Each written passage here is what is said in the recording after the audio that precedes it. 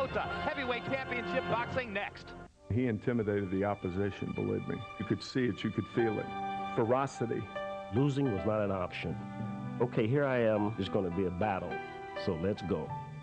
Frank Robinson stood as close to home plate as you could stand, and when he would hook up with Drysdale, he would go down once or twice and at bat. He was truly magnificent. Threw very hard, was very intimidating, and knew how to finish a ball game. You knew that sooner or later they're going to drill you or knock you off the plate. I mean, that was just part of the game. Sports of the 20th Century presents the third chapter in the award-winning documentary series, When It Was a Game 3. Premieres Monday night at 10 on HBO.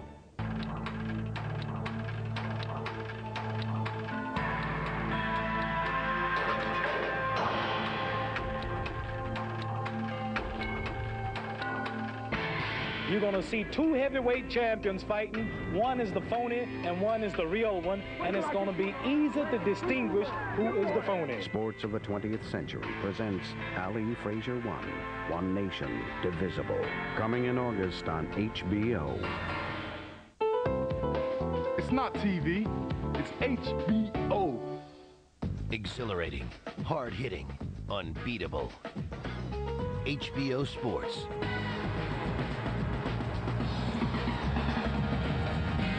And now, the HBO Sports presentation, World Championship Boxing.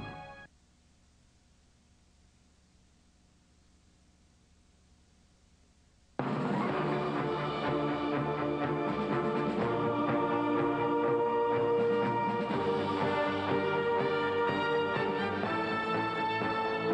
following is a special presentation of HBO Sports, the network of champions.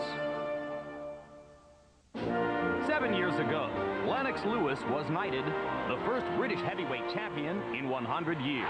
We have a great new heavyweight. His fourth defense was to be another crowning moment, defending the title on English soil for the first time. But Lewis's bright potential was unexpectedly snuffed out that night by an American commoner. A new heavyweight champion of the world. From that loss, Lewis vowed not to return home to fight until he regained the heavyweight throne. His comeback ran coast to coast in America.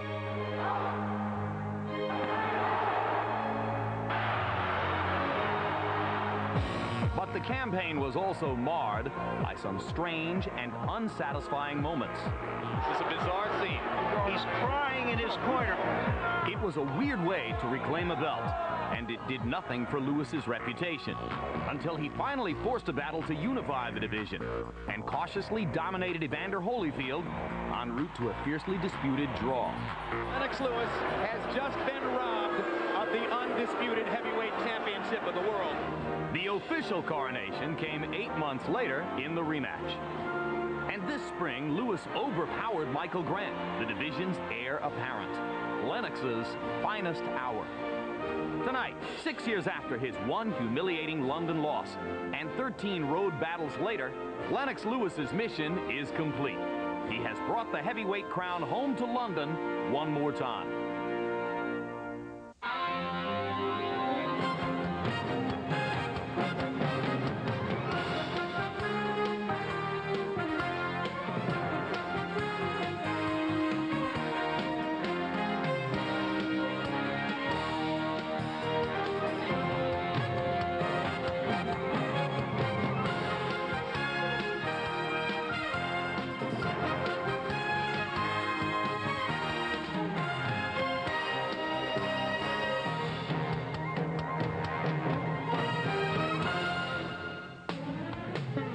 Tonight, from the London Arena in London, England, HBO Sports presents World Championship Boxing. First up, Ukrainian heavyweight Vladimir Klitschko takes on American Monty Barrett, followed by the homecoming as Lennox Lewis returns to England for his first bout here in 6 years. Tonight, defending his heavyweight championship of the world against South African challenger Frans Botha. An unseasonably cold July weekend in London filled the streets with tourists and shoppers, but the arena here not quite filled, as about 10,000 will come into this 12,500-seat warehouse-style setting on the Docklands in East London. Many, many more watching on pay-per-view television for the homecoming of the first British heavyweight champion in more than a century. Hello again, I'm Jim Lampley. We welcome you to this special edition of HBO's World Championship Boxing. Special because there's a heavyweight championship at stake, and because in the first of our two fights we'll showcase a man who could conceivably be fighting for that crown as early as next year if things continue to go well for him. And it's always appropriate, of course, in a situation like this that we're joined by World Championship Boxing expert commentator George Foreman, because he held the heavyweight title twice in his long and incredible career. And George, sometimes we see somebody win a championship, as Lewis won a unified championship last year, and they step up and seem to get better, more to defend, more to protect. They fight even harder. Do you see that in Lennox even as he approaches age 35? Yeah, he's been here before, been there, done that. And some bad things happening. Sometimes you can overestimate or underestimate your opponents, undertrain, overtrain. Lennox Lewis is could be one of the best of all time if he can continuously learn how to fight shorter opponents. Tonight he's in against one who's not as tall, where you can aim as good, who could give him a hard shot. But if things shine well for him today, greatness may be around the corner. I don't know. We'll see about that on Monday night, July 17 at 10 p.m. Sports of the 20th Century presents When It Was a Game 3, the latest installment of the award-winning series that presents a colorful and reminiscent look at baseball in the 60s. Real Sports with Bryant Gumbel premieres July 24. Among the stories you'll see, Layla Ali, daughter of Muhammad Ali, whom we profile as she embarks on her own boxing career. Real Sports, where nothing is out of bounds. And we bring you back to ringside at the London Arena, where very shortly Lennox Lewis will be entering the fight against Frans Botha. His second title defense in London, the first one 6 years ago, produced a knockout loss to Oliver McCall. You might think it was the worst thing that ever happened in his career. He thinks it was one of the best. Over the past 6 years, Lennox Lewis has thrown thousands of punches, defeated 11 straight opponents, 7 by knockout, and won 3 different heavyweight titles.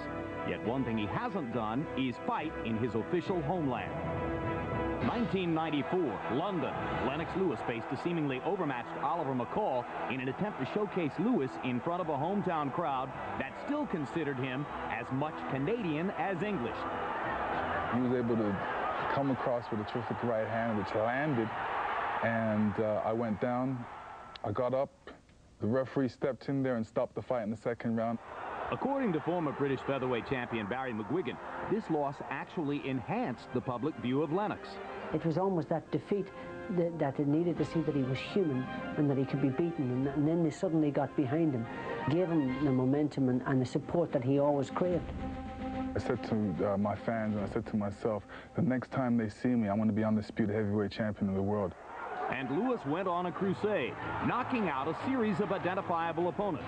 In 1997, he regained his title from none other than Oliver McCall. Lennox Lewis has just become the world heavyweight champion for the second time in his career. He then fought Holyfield for the undisputed title. Was very hard done by. It was a raw decision. A lot of the Americans felt the same, and coming back for the rematch, everybody in the British Isles wanted to see him winning.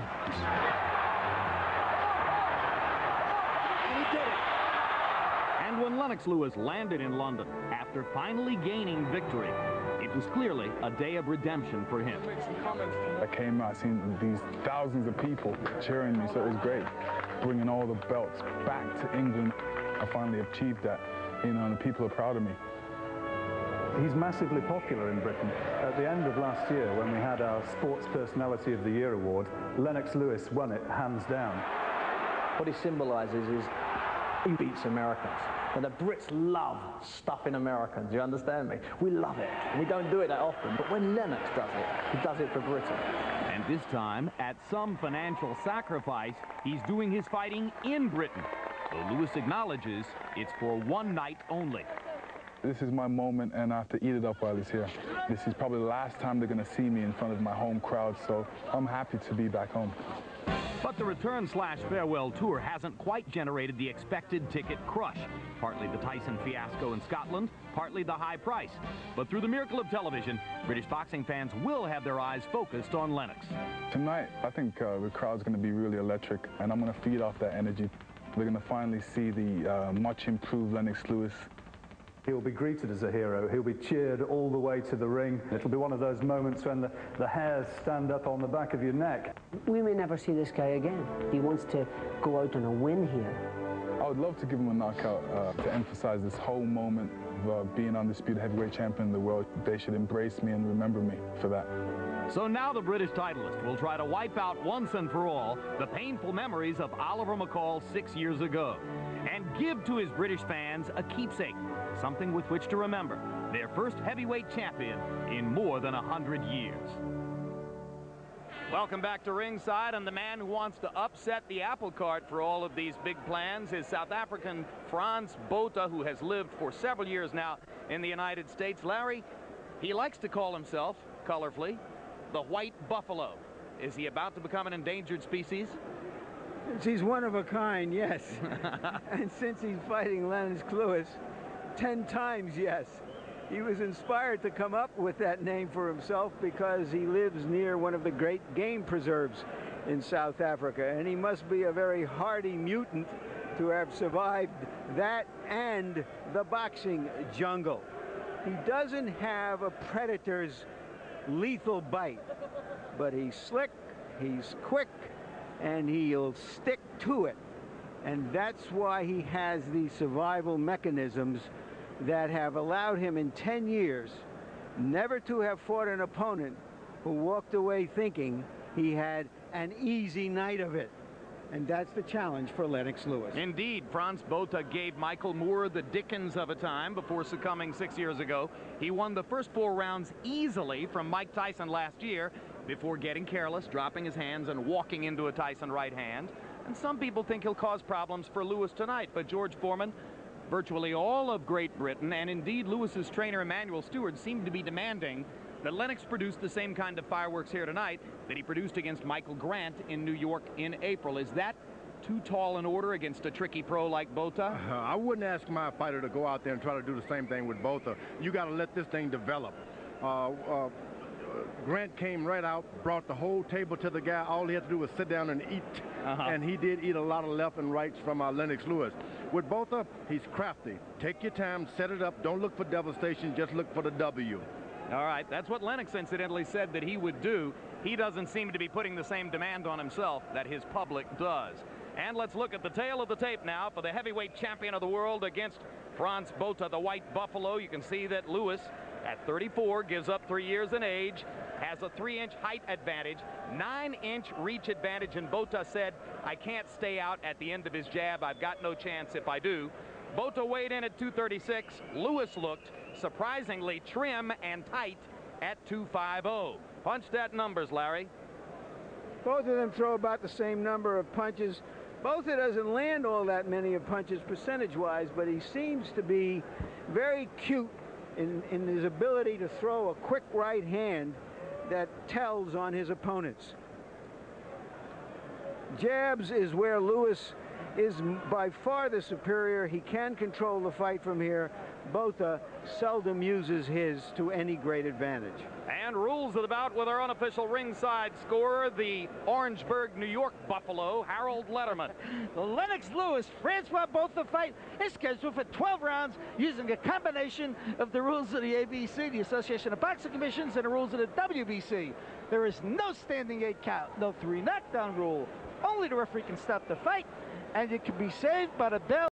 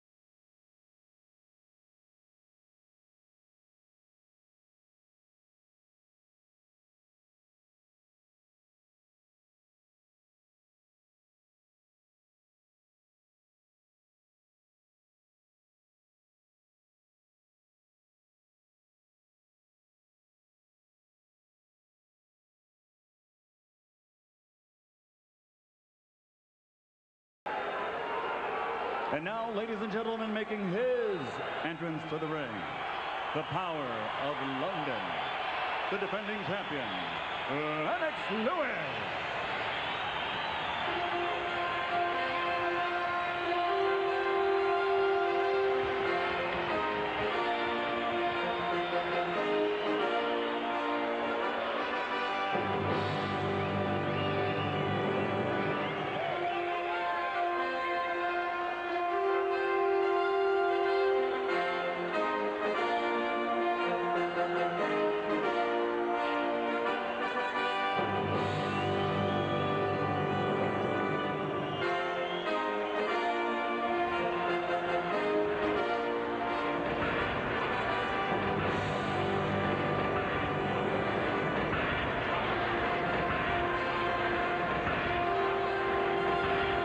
Nobody does this stuff better than the British.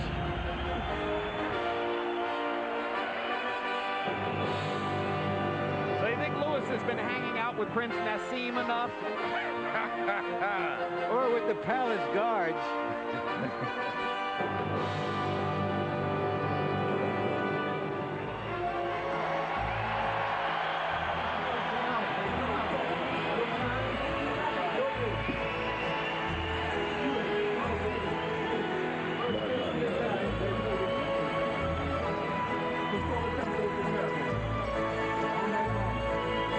Always Lewis projects this sense of natural calm.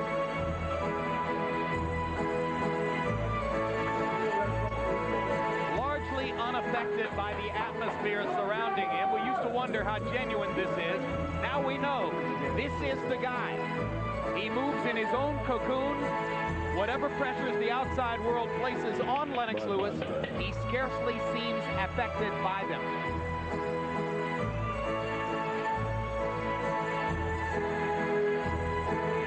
Meanwhile, Botha dances and shadow boxes and warms up with a smile on his face.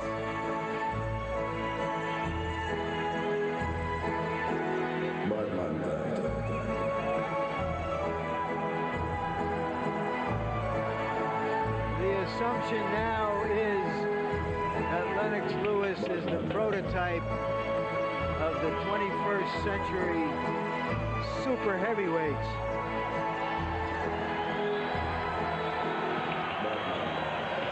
Well, that's my own personal take. I personally don't think you're ever going to see another heavyweight champion under 230 pounds. But I think George disagrees with me. I think George believes these things go in cycles and that you're going to see another 210 or 215-pound heavyweight titleist at some point. Yeah, I do agree, because the tall guys basically have always been the awkward fellows. Once you get a guy about 6'1", 6'2", coordinated with a punch, he'll clean the whole division up.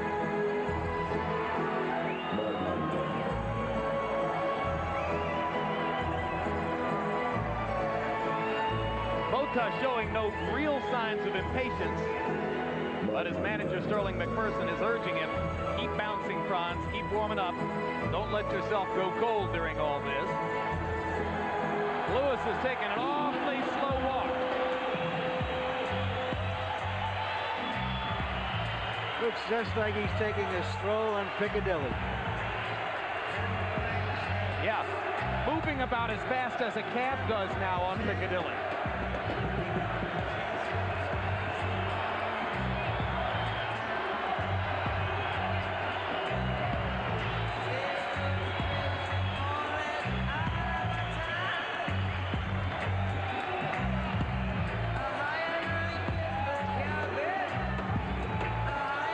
Are those Jamaican rhythms we hear, Jim? Well, Jamaican, Canadian, English. Just like the fighter. It's hard for opponents to work up a real deep-seated hatred for Lennox, because at the end of the day, he's basically nice. When Mike Tyson started spouting off about how he was going to eat Lewis's children, the first thing you realized is he doesn't know Lennox very well.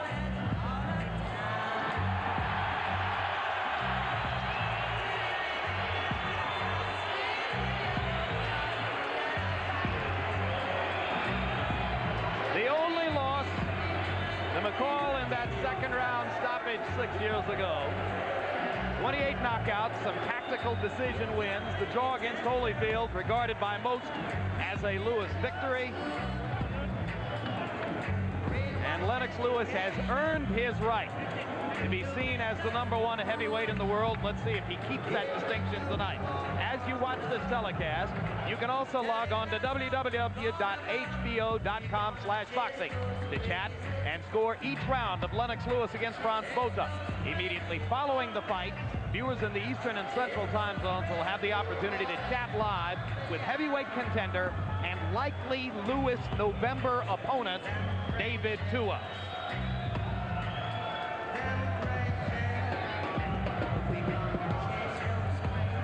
And now everyone has gathered in the ring together.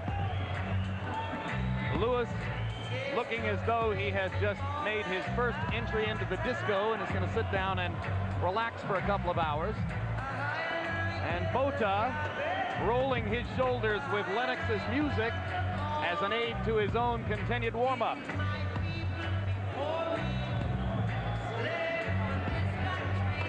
Born in London, of Jamaican heritage, moved to Kitchener, Ontario when he was 12, won a gold medal for Canada in the 1988 Olympics, and then came back here and has been the British heavyweight ever since. Let's go to Michael Buffer.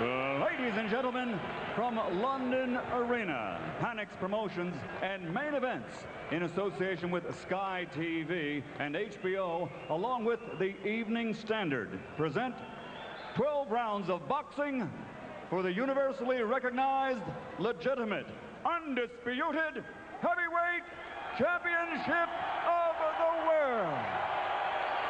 Sanctioned by the British Boxing Board of Control. Chairman of the board, Lord Brooks of Tremorfa. Secretary, Simon Block. Internationally sanctioned by the WBC, the IBF, and the IBO. Timekeeper will be Nick White.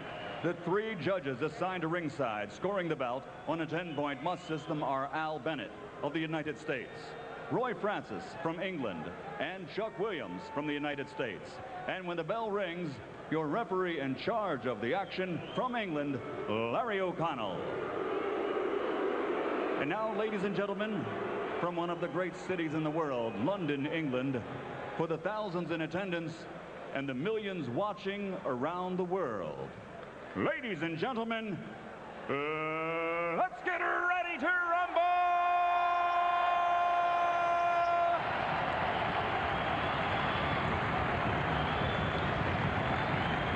Introducing first, fighting out of the blue corner, wearing the black trunks and weighing in at 16 stone, 12 pounds, 14 ounces, or 236 pounds.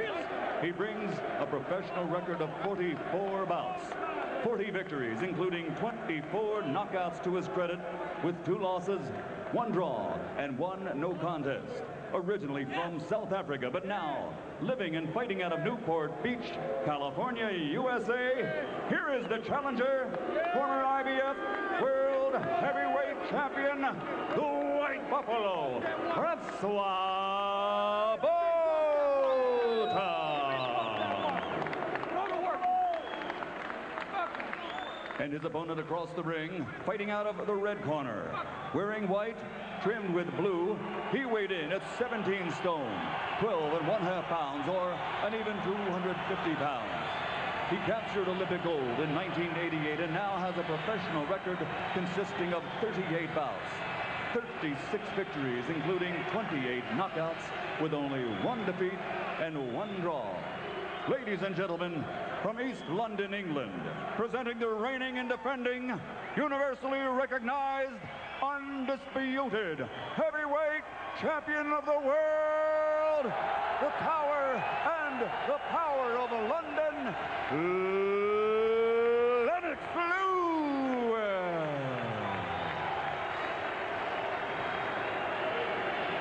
Francois, Lennox, we've been through the rules. I expect you to obey my commands at all times. Good luck to both of you. God bless you both, and may the best man win. The referee, in case you recognize him, is Larry O'Connell, the Englishman who scored the first Lewis Holyfield fight as a draw, very controversially. Now he is acting as the referee. If you wondered about the chorus of boos, it was for his scorecard, and Lewis Holyfield won. But Lennox says he's a good referee. I like him as a referee, even if I don't like him as a judge. He's refereed 4 previous Lewis fights without any Lewis complaints.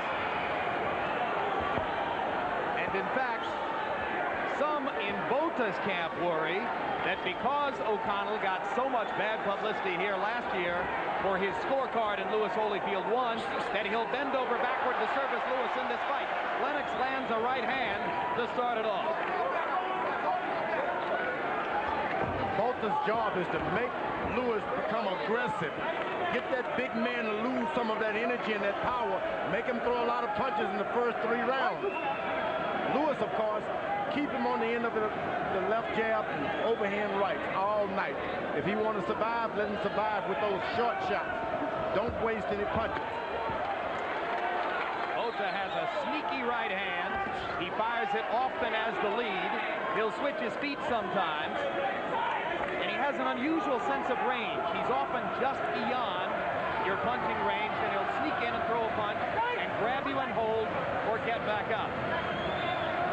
Lennox said to us yesterday that he would not be at all surprised to find himself in the 9th or 10th round of a sloppy fight tonight because he knows what Botha's style is. Botha's doing a good job. You want to start landing your left jab and left hook to Lennox Lewis' chest. Make the big man get down with you. Don't let him stand so tall. Botha holding his left hand low, and Lewis has just missed twice with his overhand right cross, which is, of course, bread and butter punch number 1. The real bread and butter recently has been the uppercut. The uppercut which deposited Grant on the canvas for the 4th and final time. The uppercut which bailed him out against Holyfield in Las Vegas in the 2nd of those 2 fights. Botha's doing a good job, but his chin is kind of high. He should drop it a little bit. And Lewis stops him in his tracks and wobbles him momentarily with a right hand shot. You want to keep your chin down if you're Botha. It's standing up a little too straight too early in the fight.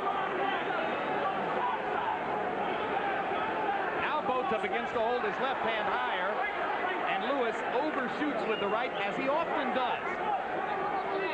Botha said, I'm going to watch for him to hit me on the back of the head and I'll complain, because he often comes over the top with the right hand and hits you in the back of the neck.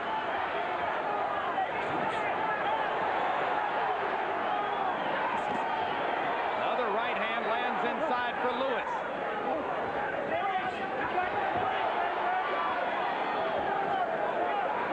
Botha's got to concede being hit with the right hand. Whenever he gets hit, he got to throw something back quick.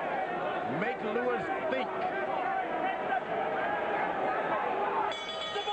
That was a pretty easy first round for Lennox Lewis, despite all of Botha's tricks.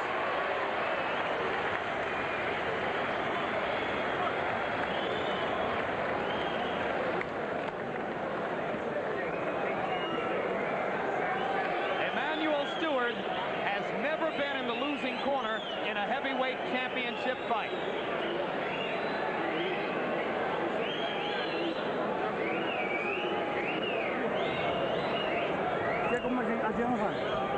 When we're moving to that right side, we have to move forward, step into the side forward, make him react. Don't move to the left side, right? Not yet. Right? Make sure you stay to that right side. And you know what? We have 3 rounds. I want 3 rounds. Right? Then we stop stepping it up.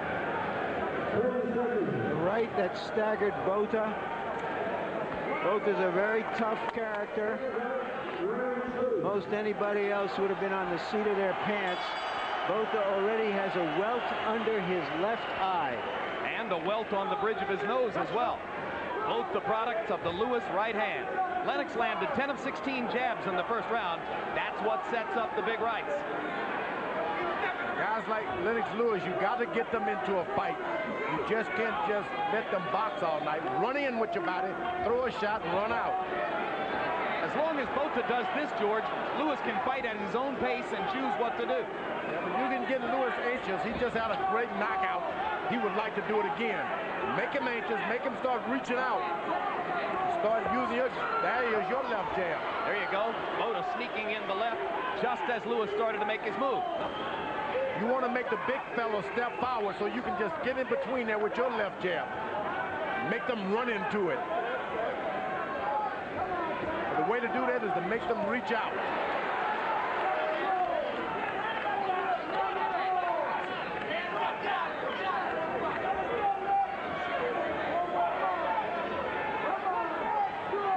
Lewis is a good fighter, but he's had traps set on him before. He's a little too cautious.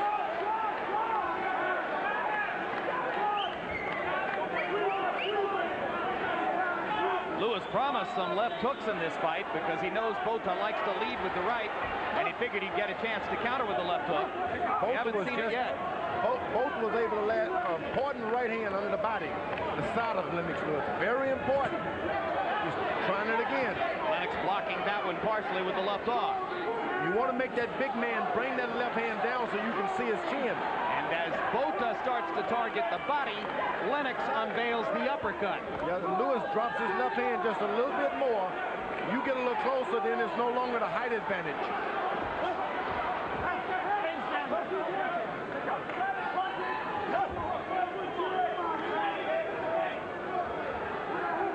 Generally, Lewis likes to keep his left hand out in the guy's face. When you hit him in the body, he takes it back to his side.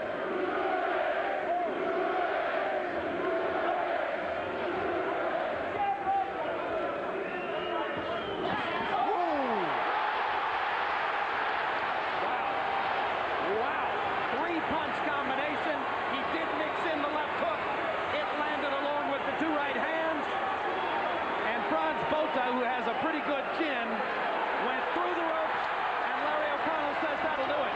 He was wobbly. What a three-punch combo that was by Lennox. Never seen Lennox Lewis put together a combination like that.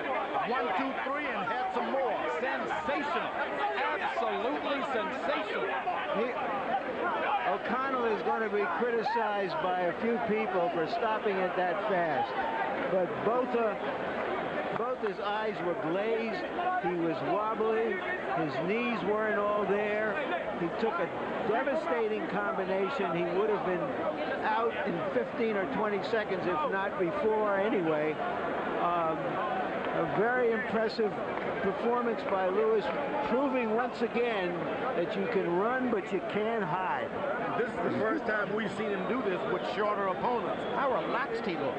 And, you know, you start doing that with shorter opponents, there's no end to this man's talent. Well, you know, could he do it with David Tua in November? Tua is considerably shorter than Botha. Take another look at this combination. Right cross, left hook, right cross. Boom, boom, boom. Ooh. Lifted him off the canvas. You can actually call it a four-punch combination, figuring in the jab. I've never seen Lewis do this. This is new.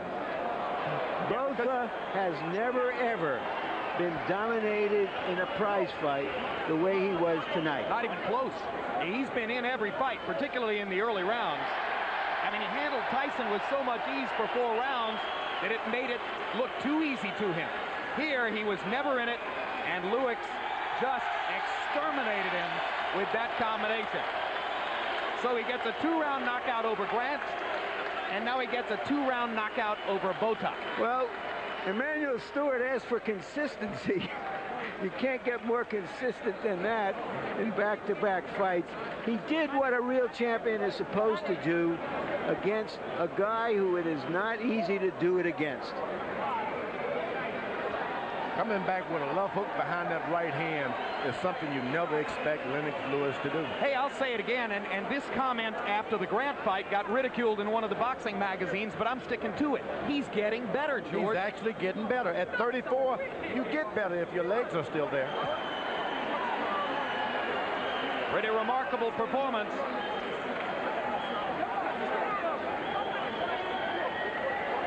And sometimes, you know, your karma operates for you.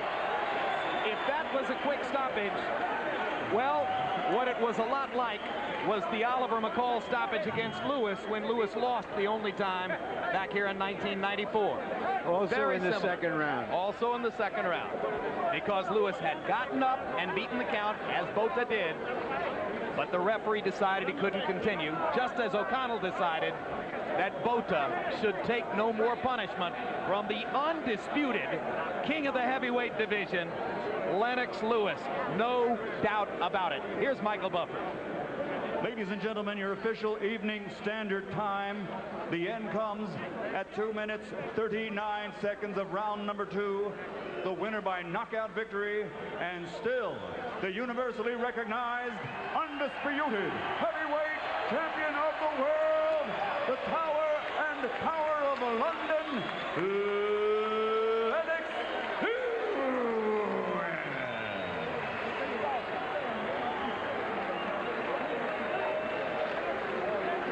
Final punched at numbers in a measured performance by Lennox Lewis.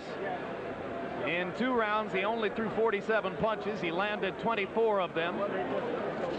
The bulk were jabs, but the right hands and that little left hook did the damage at the end. Botha landing 9 of 37. It was a story of Lennox Lewis's devastating punching power, and he once again underlines his status as the world's best heavyweight. Here's Larry Merchant with Lennox. Congratulations, Lennox. You kept insisting before the fight you'd be happy with any kind of a victory. Were you secretly hoping that something as explosive as this would happen? Absolutely. I realized that I've spent a long time in training camp. I just wanted to go out there and just prove to the world that I'm the best fighter on the planet. No guy test. Could you have landed that kind of 3 or perhaps 4 punch combination 5, 6, 7 years ago? Let's take a look at it and give us your comment. Basically, I was moving in behind the jab. I noticed that he bent to the left, and I just, took advantage of it. Yeah, ended off with a right hand. Are you awed by yourself? Hey, it looked good. It looked good on TV, so I'm happy with it. What are your feelings about, A, having come back to London where you suffered a second round knockout, and B, kind of rewarding your fans here the way you did? It felt good. It's like I went away and I said, next time I come back to London, I'm going to come back undisputed heavyweight champion. And it's funny that I lost in the second round and I came back and won in the second round. So I love the irony of it. You have a scheduled defense against a mandatory challenger, David Tua. Will you fulfill that fight? Yeah, definitely. I mean, if there's anybody that deserves a shot, it's David Tua. And I'm happy that he's never seen a boxer like me, so he's in for a big surprise. Let's talk about Mike Tyson, because his name always comes up. You yourself have given us mixed messages. On the one hand, you say you do want to fight him. And on the other hand, you say you don't want to go through another emotional breakdown with a fighter in the ring as you did with Oliver McCall. Clarify that for us. I only have one thing to say. Tell Mike Tyson either put up or shut up. Simple as that. Sign the contract tomorrow and let's fight and get it over with. He's talking about he wants to eat this and that. He knows what he can eat. All right. Your trainer, Emmanuel Stewart, is skeptical that that fight would ever happen. Can your career be as fulfilling as you hoped it would be without that fight, or do you think you need that fight? I don't think I need Mike Tyson. To me, Mike Tyson's a has-been. Basically, he needs to prove himself. Really, what he's going after right now is he's going off of his name. So you think he's been on this carnival tour against hand-picked opponents, and that before he fights you, he should have to show the public that he can beat a strong opponent? Not only beat a strong opponent, but behave himself in the ring. Every fight I see him going through, he's always doing something against the rules. He has to remember, this is the art of boxing, the art of the sweet science. It's not no street fighting in there. We go in there to box. I don't think a lot of people look at it that way, Lennox. In the past, he's given you $4 million to not have to fight you, and he has recently said he's not ready to fight you. What is the message that you get from those two things? Well, the simple message is that he doesn't want to fight. If he's going against guys like Lou Savarese, you know, he'll never be ready for me. So, you know, what can I say? I'm out there showing that I'm the best fighter on the planet. Simple as that. Thank you very much, Lennox Lewis. So it'll be David Tua next in November, and then down the road, well, who knows? Maybe Mike Tyson, maybe Vladimir Klitschko, whom you saw earlier this evening. One thing is for certain, no question about who the champion is as we look down the road toward further heavyweight confrontations.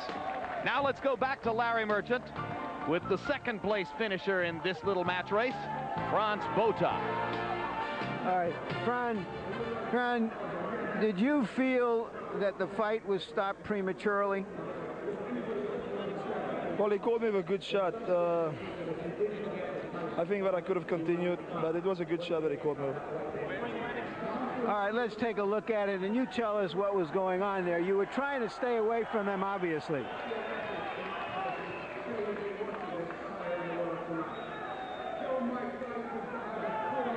You're seeing it for the first time after having felt it. What does this tell you? You know, he called me with a good shot there, so you know, he was a better man tonight. How good is he? Why were you unable to take the fight into the later rounds, which was clearly what you were trying to do? Definitely. You know, he just called me with a good shot, and you know, I never saw a shot coming, so he called me with a good shot, and I was stunned. Why was he more difficult for you than you may have anticipated? Well, he's a tall guy. He's got a long reach. My purpose was to get him into the later rounds, but you know, he called me with a good shot right there, and you know, he's in boxing, the punch you don't see coming is the one that hit you. This is the first time you have ever been dominated in any way. In every other fight, even in your losing fights, the other guy knew he had a hard time. What is your thought about Lennox Lewis as a heavyweight champion, having experienced this? Well, you know, I think I give Lennox all the credit. He landed a good shot. I believe he's a good heavyweight champion. You know, give him a credit for that. And I thank him for the opportunity that he gave me. But you know what? I'll be back. Thank you very much, Fran. Thank you. Jim. So the English fans who elected to ante up the steep price of $750 for ringside seats get what they're looking for. A spectacular Lennox Lewis second-round knockout, every bit as spectacular as the performance he delivered in knocking out Michael Grant in New York. And George Foreman, you were eloquent that evening in pointing out that Grant was perfectly set up on a tee for Lewis because he was 6 feet 7 inches tall. You suggested earlier this evening he might have more trouble with Botha because Botha was shorter. Obviously, that wasn't a problem. Now look down the road to David Tua, Mike Tyson, and you get shorter still. Will it still be a problem, or has Lennox gotten so good that he's beyond that now? I would have said to the grave that Lennox Lewis could not fight shorter guys. Tonight he proved me wrong. He's added to his repertoire. He's got the left hook coming back after the right hand where the shorter guys are all the time. This guy is devastating. He's actually getting better. Yeah, and you don't want to say that about a big guy like that. It's a pretty amazing thing to see Lewis improving at this stage of his career, but inescapable. His balance is better. And the thing mixing about the combination. Europe is starting to hold a power balance here. The American guys better wake up. Yeah, because Klitschko might be among the top 3 or 4 right at this very moment based on his performance earlier this evening. So tell us, Larry Merchant, who are the guys who legitimately deserve shots at Lewis, want shots at Lewis, and figure into the picture beyond Tua? Well, obviously there's David Tua. He's got the 2 things any heavyweight needs. He's got a chin and he's got a punch. After them, it's Oleg Maskayev, a Russian who now lives in New York City, has come on very strong in the last year, a big, strong, solid heavyweight. The next one may be Vladimir Klitschko, who has all of the natural ability you want to see in a heavyweight. Whether he can reach up to that level of the game, whether he can reach inside for himself when inevitably he will have to, remains to be seen, but he certainly was impressive tonight. And you expressed in your interview with Lennox, Emanuel Steward's spoken skepticism about whether a fight with Tyson would ever actually take place. Lennox himself mentioned a few things about the subject. What do you think? Are we ever going to see, given all the obstacles, business and otherwise, Tyson and Lewis in the ring together? Well, never lasts around 6 months in the boxing world. But Emmanuel Stewart may be closer to the truth than some people think, because if the fight can't happen for a year, and it certainly looks like there's no way that fight would happen for a year is 2 lifetimes in boxing. Anything can happen. Lennox Lewis could lose. Mike Tyson could lose, in or out of the ring. But I think we have to look at it in this way. Mike Tyson has shown he just doesn't want the fight yet. Fair enough. He doesn't think he's ready, particularly against the kind of hand-picked opponents he's fighting on his worldwide carnival tour. But there's something else at play here that we ought to talk about, and that is that Mike Tyson is a guy who's on antidepressants. He's a guy who has to come off those antidepressants weeks before a fight, and he is, in some ways, a danger to himself as well as he has been in the past to his opponents. And I think that people in boxing who are urging him, who almost are hoping for his bungee cord to snap somehow in public, ought to think about whether he should be allowed to fight a Lennox Lewis at this stage. Finally, we have to look at the business side of it. The two leading pay cable networks, Showtime and HBO, have exclusive contracts with the fighters. They pay premium money to keep those exclusivities. They've never gotten together before to have a big fight. It's not impossible for it to happen, but it's very, very difficult, and it's so far in the future again that I certainly wouldn't hold my breath. And I think that all of this media masturbation that's going on, urging this fight on, should take a step back and start looking at Lennox Lewis and the people who can give him some serious competition and who want him. It isn't likely to happen. There's a huge core of cynics out there, particularly in the boxing written press, who will never be impressed with anything Lennox does. Their take is that he rose to the top of the division at a moment when there wasn't any real competition there to face him. They clamor for the Tyson fight. It may not ever happen, and in their view, it will probably leave an empty space in Lewis's career. But will it bother Lennox? Doesn't appear that that's likely either. We'll be back with a final word on what happened here in the ring tonight in just a moment. Right now, let's look ahead to some upcoming HBO sports programs.